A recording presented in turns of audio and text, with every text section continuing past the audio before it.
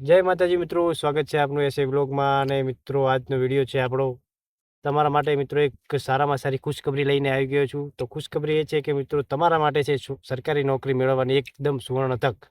એ સુવર્ણ તક છે મિત્રો, જે કંડક્ટરની હમણાં જાહેરાત ટૂંક સમયમાં આવવાની છે. કંડક્ટર 4485 જેટલા કંડક્ટરની ભરતી આવવાની છે ટૂંક સમયમાં.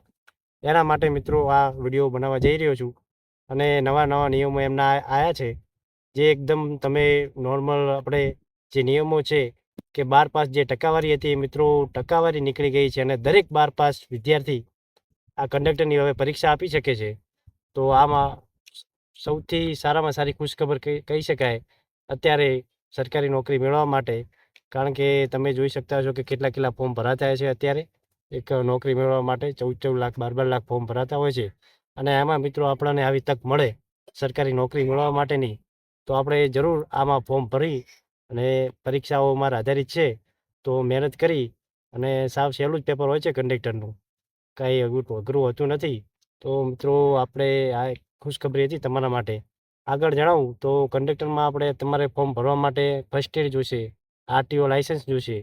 એ કઢાવી લઈ અને જાહેરાત આવે ત્યારે તમે એમાં ફોર્મ ભરી પરીક્ષા આપી ઉત્તીર્ણ થઈ. અને મિત્રો, વાત કરું પગાર ધોરણની કંડક્ટરમાં, તો કંડક્ટરનું પગાર ધોરણ મિત્રો સારામાં સારું છે. 26,000 બેઝિક પે હોય છે.